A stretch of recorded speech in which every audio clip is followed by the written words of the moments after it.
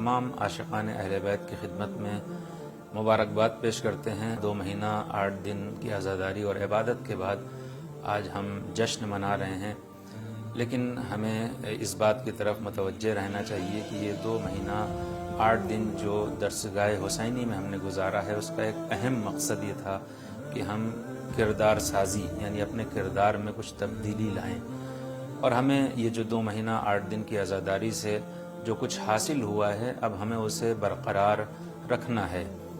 بعض حضرات یہ سوچتے ہیں کہ عید کا مطلب یہ ہے کہ ہر طرح سے انہیں چھوٹ حاصل ہے، یعنی وہ شریعت کی حدود سے باہر آ سکتے ہیں۔ نہیں، امیر المومنین فرماتے ہیں کل یوم لا یعصی اللہ فیہ فہو عید۔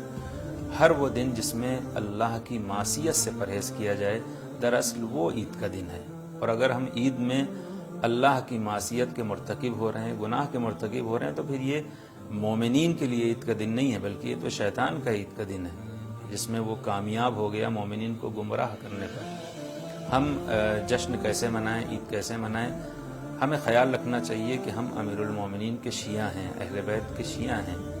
امام جعفر صادق علیہ السلام فرماتے ہیں یا معشر الشیعہ انکم قد نسبتم الینا، اے شیعوں تم ہم سے منسوب ہو، ہماری طرف نسبت دی جاتی ہے تمہاری۔ کونوا لنا زینا ولا تکونوا علینا شینا، تم ہمارے لیے زینت کا سبب بننا، ہمارے لیے عزت کا سبب بننا، ہماری بدنامی یا رسوائی کا سبب نہ بننا، یعنی تمہارے اعمال، تمہارے رفتار، تمہاری گفتار ایسی ہو جو ایک حقیقی شیعہ کی ہونا چاہیے، جو دوسری قوموں کی نگاہ میں پھر کہا جائے کہ یہ شیعہ امیر المومنین کے ایسے ہوتے ہیں، ان کی تعریف کی جائے۔ ہمیں کوشش یہ کرنا ہے کہ اس دن ہم جشن منائیں اس انداز سے کہ جس سے اہل بیت خوش ہوں۔ دیکھیے یہ عید منسوب ہے ایک مقدس نام سے، صدیقہ طاہرہ، عید زہرا، اور خود اس مقدس نام کا تقاضا یہ ہے کہ ہم اپنی زبان سے ایسے الفاظ، کسی کے لیے بھی ایسے الفاظ نہ نکالیں جن کی شریعت نے اجازت نہیں دی ہے۔ جنگ صفین میں امیر المومنین کو خبر ہوئی کہ آپ کے کچھ اصحاب حاکم شام اور ان کے ساتھیوں کو برا بھلا کہہ رہے ہیں۔ آپ نے انہیں بلایا، طلب کیا اور کہا کہ تم ایسا کیوں کر رہے ہو؟ انہوں نے کہا کیا مولا ہم حق پہ نہیں ہیں؟ کہا حق پہ ہیں۔ کیا وہ باطل پہ نہیں ہیں؟ باطل پہ ہیں۔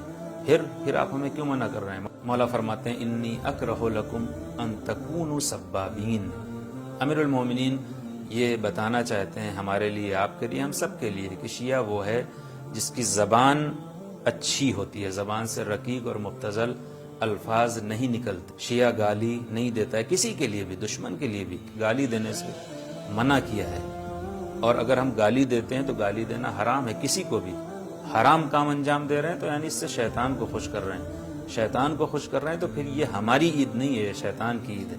ہمیں کوشش یہ کرنی ہے عید جشن اس طریقے سے منائیں جو اہل بیت کی خوشنودی کا سبب بنے، جو پروردگار عالم کی خوشنودی کا سبب بنے۔ ہم نے یہ جو 2 مہینہ 8 دن عبادت کی ہے، ہمیں سال کے بقیہ ایام میں بھی اسے باقی رکھنا ہے انشاءاللہ، اور یہ ثابت کرنا ہے کہ اس درسگاہ حسینی سے ہم نے کچھ حاصل کیا ہے، ہم مولا کے حقیقی عزادار ہیں اور مولا کے حقیقی ماننے والے ہیں۔ اہل بیت کے دشمنوں سے بیزاری کا مطلب یہ نہیں انہیں گالی دیں یا انہیں برا بھلا کہیں، نہیں، بلکہ ہمیں، اگر ہم حقیقی چاہنے والے ہیں تو پھر ہمیں اپنے کردار اور رفتار سے یہ ثابت کرنا ہے کہ ہم دشمنان اہل بیت سے بیزار ہیں۔ ایسا نہیں ہو سکتا کہ ہمارا لباس حسینی ہو لیکن کردار یزیدی ہو، ایسا نہیں ہو سکتا کہ ہم منسوب ہوں اہل بیت کی طرف لیکن ہمارا عمل ایسا ہو جو دشمنان اہل بیت کا تھا۔